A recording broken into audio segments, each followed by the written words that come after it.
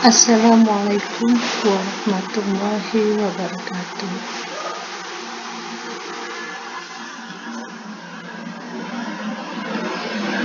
Pada kesempatan hari ini kita bertemu lagi pada materi pelajaran prakarya.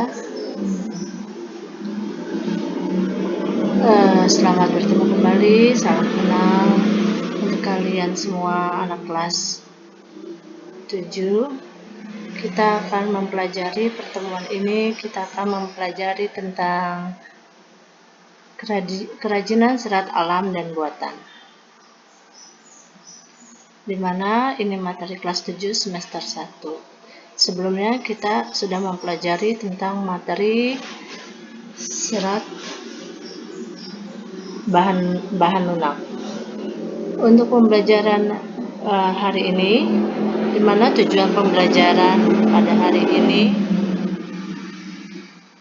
agar kalian bisa menjelaskan proses produksi kerajinan bahan serat dan buatan, serta tak hanya dapat menjelaskan, tetapi juga dapat mempraktekannya. Pengertian serat alam. Serat alam adalah suatu jenis bahan berupa potongan-potongan memanjang yang utuh dan berasal dari alam. Contohnya di sini seperti tumbuhan, hewan, dan pelapukan geologis. Pengertian kerajinan serat alam. Kerajinan serat alam adalah suatu karya manusia yang berasal dari jenis berupa potongan memanjang yang utuh yang berasal dari alam. Sini contohnya kerajinan serat alam yang sudah buatan manusia. Selanjutnya, kerajinan pengertian dari serat itu sendiri. Serat adalah suatu jenis bahan berupa potongan-potongan komponen yang membentuk jaringan memanjang yang utuh.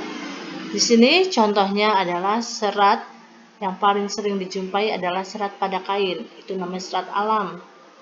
Karena kain juga berasal dari alam. Selanjutnya adalah pengolahan bahan serat. Bagaimana sih proses pengolahan bahan serat itu terjadi? Di sini Ibu berikan contoh pertama serat atau kain itu dapat terbentuk. Pertama adalah dibuat dari, kita lihat gambarnya terlebih dahulu, ada dari kapas yang dipilin jadi sebuah benang, kemudian kapas itu, benang itu digulung menjadi sebuah, dari kapas dipilin menjadi sebuah kain, kainnya digulung biar tidak berantakan, jadi alat gulungan benang. Kemudian karena baju itu kan suka kita, apalagi perempuan perlu warna yang menarik. Nah, bagaimana kain itu berwarna? Itu ada tekniknya dengan cara diwarnai, baik berupa warna alam dan warna buatan. Sini kain diwarnai dengan cara mencelupkan kain yang masih putih itu dicelupkan dalam sebuah warna. Kemudian kalau sudah diwarnai, dijemur, akan ditenun menjadi sebuah benang. Pemintalan benang. Pemintalan benang adalah proses pengolahan kapas menjadi benang. Di sini yang tadi sudah Ibu jelaskan pada gambarnya. Jadi kapas biasanya itu kapas atau dari biji kapas atau biji kapuk itu dipilin, dipintal. Dalam prosesnya ini mengolah menjadi sebuah benang. Jadi kalau kalian tahu, mungkin selama ini kalian belum tahu dari mana itu benang berasal. Kalian hanya tahu, oh ya itu benang. Padahal proses dalam pembuatan benang itu adalah dari pemintalan sebuah kapas. Selanjutnya adalah proses penggulungan benang. Setelah benangnya dipilin menjadi sebuah benang, digulung. Kalau tidak digulung, benang itu akan menjadi berantakan. Kita bingung mana mencari ujung dan mana mencari ujung dan akhir pangkalnya. Oleh karena itu, dibutuhkanlah proses penggulungan benang Di sini menggunakan alat pemintalan atau penggulungan benang, dipintal, digulung menggunakan alat penggulung benang. Setelah benangnya digulung, kita perlu mewarnai benang. Ada proses pewarnaan benang atau pencelupan warna. Jadi, pencelupan warna pada sebuah benang, dicelupkan benang itu menjadi ke dalam sebuah wadah yang berupa warna di sini, warna yang kuat. Habis itu dikeringkan. Sudah itu dikeringkan. Nah, dalam proses pewarnaan itu terdapat dua pengolahan warnanya.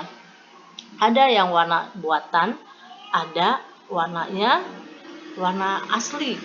Warna asli itu warna dari tumbuh-tumbuhan. Seperti kalau merah dari buah bit. Kalau pewarnaan buatan itu dari zat kimia, pengolahan zat kimia. Kemudian penenunan benang. Sesudah benangnya diwarnai, kemudian dijemur hingga kering, barulah masuk ke dalam proses penenunan benang. Benang ditenun menjadi sebuah kain. Kain yang bagus dengan motif yang beraneka ragam itu berkat dari benang yang sudah ditenun dengan warna-warna yang menarik.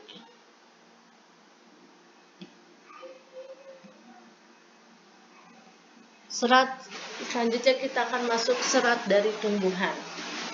Serat dari tumbuhan itu ada 4. Pertama, serat dari biji. Contoh sini biji kapas, serat dari daun, serat dari batang, dan serat dari buah. Serat dari biji. Serat dari biji adalah suatu bahan berupa potongan memanjang yang utuh yang berasal dari biji yang beraneka ragam. Contohnya di sini adalah biji kapas atau biji kapuk. Jadi kalau kalian pernah melihat pohon kapuk yang tinggi menjuntai, itu ada bijinya seperti buah apa ya? Seperti pisang bentuknya kalian. Nanti kalau sudah kering dia akan meletek, akan keluar biji kapuk ya, seperti kapas. Nah, kalau kapuk bedanya kapuk dengan kapas. Kalau kapas warnanya putih, kalau kapuk biasanya warnanya rada sedikit pekat. Kemudian serat biji itu contohnya biji kapuk atau biji kapas. Yang selanjutnya adalah serat dari batang. Serat dari batang adalah serat yang berasal dari batang pohonan yang memanjang yang utuh berasal dari batang yang beraneka ragam. Contohnya di sini serat dari batang seperti batang bambu, batang pohon melinjo, batang pohon kayu jati, batang yang kita perlukan. Dibuatlah kerajinan. Kalau batang dari bambu bisa seperti dibuat kerajinan rotan. Batang dari pohon jati dibuat kerajinan ukiran ukiran jati yang bagus, yang berdaya jual tinggi kalau kita ekspor ke luar negeri. Kemudian serat dari daun. Serat dari daun adalah berupa potongan memanjang yang berasal dari daun yang beraneka ragam. Contohnya di sini adalah daun pandan. Seperti kalian pernah melihat, daun pandan itu diolah setelah daun pandan dikeringkan, kemudian daun pandan itu diolah menjadi tikar. Kalau kalian suka melihat tikar daun pandan, kemudian ada daun nanas juga diolah menjadi sebuah anyaman. Serat dari buah. Serat dari buah adalah suatu bahan berupa potongan memanjang yang utuh dari buah yang beraneka ragam. Contohnya adalah buah kelapa dan buah nanas. Dibuat kerajinan seratnya. Kalau dari pohon kelapa, contohnya bisa dibuat dari keset atau kerajinan boneka-boneka yang dari serat kelapa. Kemudian serat dari hewan. Serat dari hewan di sini contohnya ada dari kulit ular, serat ular kepompong, ular sutra, domba, dan lain sebagainya. Sini serat dari stapel. Staple adalah merupakan suatu serat yang berasal dari bulu hewan tertentu. Serat ini disukai di negara Eropa karena lembut dan halus. Contohnya adalah bulu domba, bulu alpaka, contohnya ini, unta Kashmir, kelinci, mohair, dan vicuna. Jadi bulu-bulu yang lembut ini diolah menjadi jaket atau baju, karena kalau di luar negeri kan dengan suhu yang sangat dingin sekali, mereka butuh penghangat bajunya menggunakan bulu-bulu domba atau bulu alpaka. Di sini bulu domba atau alpaka lebih menghangatkan mereka, dan bahannya juga sangat lembut dan halus. Serat dari filamen. Filamen merupakan serat yang berbentuk jaringan. Contohnya adalah larva ulat sutra yang digunakan untuk membentuk kepompong. Kalau kalian tahu, kain sutra yang begitu lembut itu berasal dari serat ulat sutra. Jadi ulat sutra kalau dia memakan pohonnya, makanannya, dia akan menghasilkan kepompong. Inilah kepompong yang dihasilkan oleh ulat sutra. Kemudian dipintal menjadi benang. Sesudah dipintal, dijadikan ditenun menjadi sebuah kain. Serat buatan. Serat buatan adalah serat bahan berupa potongan memanjang yang utuh, yang berasal dari kimia dan kuat serta tahan gesekan. Contohnya rayon, polimer sintetis. Pengertian kerajinan serat buatan. Kerajinan serat buatan adalah kerajinan suatu karya yang dibuat oleh manusia yang berasal dari jenis bahan buatan berupa potongan memanjang yang utuh yang berasal dari kimia. Contohnya bahan serat buatan serta di polyester kan bisa dibuat kerajinan yang menarik yang berdaya jual tinggi. Contohnya seperti ini ya.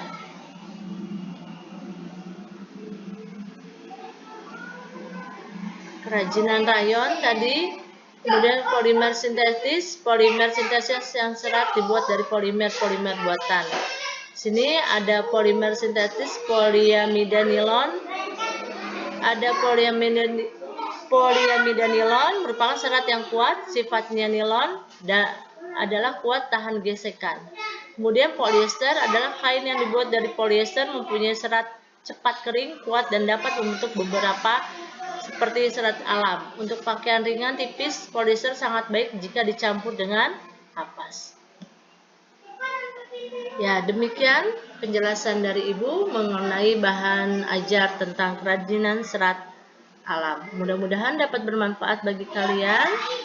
Wabillahi taufiq wal hidayah. Wassalamualaikum warahmatullahi wabarakatuh.